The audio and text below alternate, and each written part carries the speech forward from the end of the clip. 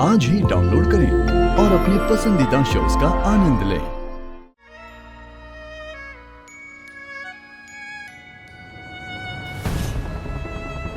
कुछ ही दिनों की बात है, तब तक रह लो यहाँ। मैं भी सीख जाऊंगा कि नंदिश को कैसे संभालना है, और अकेले संभालूंगा अपने बेटे को अपने परिवार के साथ।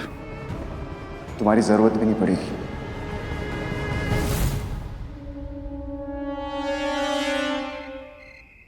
आज से पापा ही आपको खाना खिलाएंगे, सुलाएंगे, नहलाएंगे, धुलाएंगे, लोरी भी सुनाएंगे, गेम्स भी खेलेंगे, डांसी भी करेंगे। क्या हुआ, ऐसे चुप चुप क्यों? भूख को लगी है? अच्छा जल्दी से दूध लेकर आता हूँ। पापा यूं गए और यूं आए, ठीक है? हिला मत।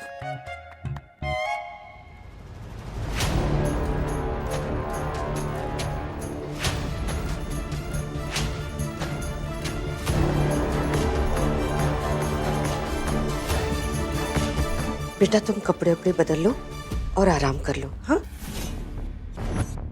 तुम्हारे कुछ कपड़े तो होंगे ना यहाँ पे?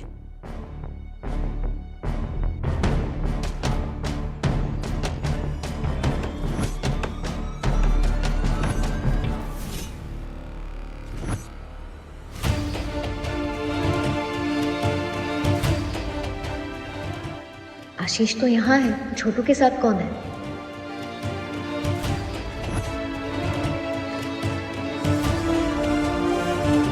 नंदिश, नंदिश, नंदिश, आशीष कहाँ चला गया? आशीष, कुछ क्या हुआ? क्या हुआ? क्या हुआ? ऐसे बेड के किनारे पे नंदिश को अकेला छोड़ के चले गए थे। गिर जाता तो? ऐसे ध्यान रखोगे नंदिश का? इतना क्या गुस्सा हो रही हो?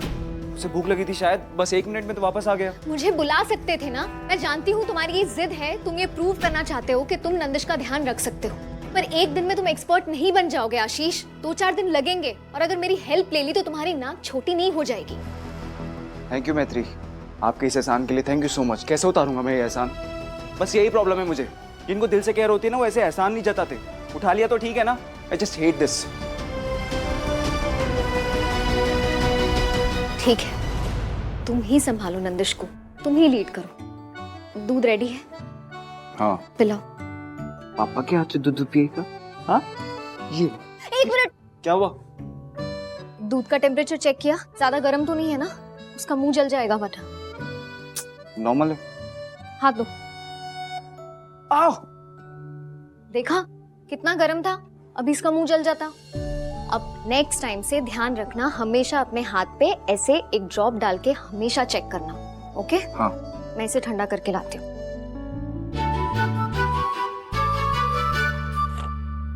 वैसे चाहो तो थैंक यू बोल सकते हो। हाँ, यू आर राइट। पर वैसे नहीं, इतनी बड़ी कोई बात नहीं है, मैं सीख जाऊंगा।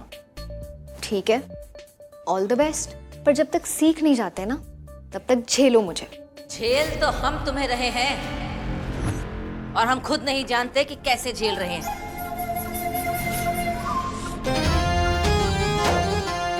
ये तो बात बालक की थी, इसलिए दिल पे पत्थर रख के तुम्हें इस घर में रहने दे रहे हैं। मगर ये बात कभी मत भूलना कि तुम ही घर में अपनी मनमानी नहीं कर सकती हो कतई। ये घर हमारा है, और जब तक तुम्हें यहाँ रहना है, हमारे नियम अनुसार रहना पड़ेगा। जी बता दीजिए कैसे रहना है। अगर तुझे इस घर में रहना है तो तू हमारे बालक सारांश की विधवा बन के रहेगी।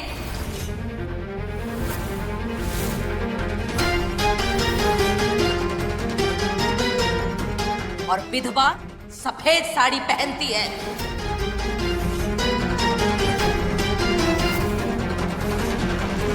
जो आज से तुझे भी पहननी पड़ेगी।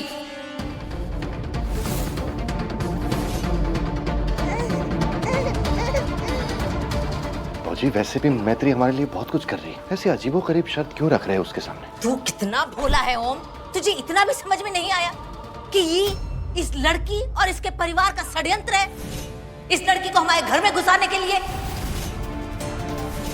और ये और इसका परिवार दोनों समझ चुके हैं कि इस अपशगुनी विधवा की कोई दूसरी शादी तो होगी नहीं। यही सब नहीं चाहता था मैं मैत्री, क्या कर लिया तुमने अपने साथ? इस सारी दुनिया के सामने जाके एहसान जताएगी कि देखो इतनी छोटी उम्र में अपनी सहेली का बच्चा पालने के लिए हमने अपनी पूरी जिंदगी को सुहा कर दिया। ये ढोंग किसी और को जाके दिखाना, हमें सब पता है। फौजी हम आपके सगे हैं, लेकिन मैत्री पर आप ऐसे लांछन लगाएगी तो माफ करना, हम भी बर्दाश्त नहीं करेंगे। हाँ तू काहे बर्दाश्त करेगा, बहुत अक्ल वाला है ना तू तो। हमें मालूम है कि ये तुम्हारे मेहरारू को और तुमको मिला के इसने मिली भगत की है। हमें पता है कि इसने तुम्हें डरा धमका के कहा है कि अगर तुमने इसकी तरफदारी नहीं की तो ये तुम्हारे पोते को तुमसे दूर कर देगी। नहीं फौजी ऐसी कोई बात नहीं। हो गया आपका दिन हल्का? पूरी भड़ास निकाल ली? मैं भी कुछ कहना चाहती हूँ, आइए मेरे साथ।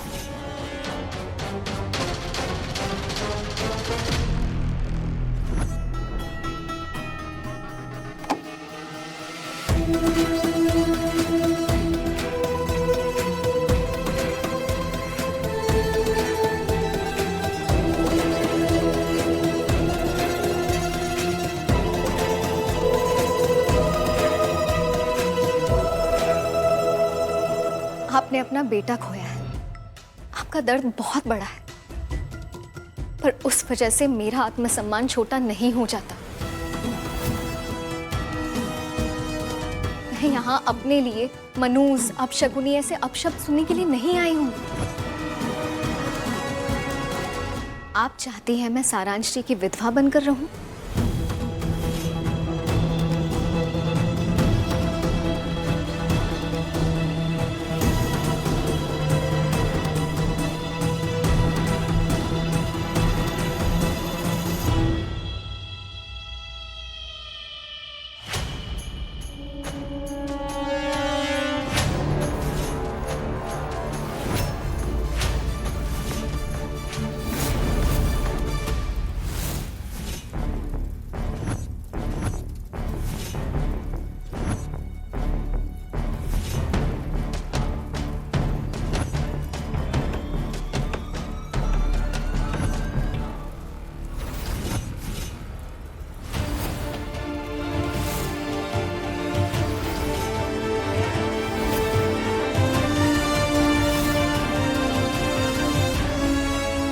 आग में जलकर सारांश जी की विधवा मैत्री तिवारी मर गई।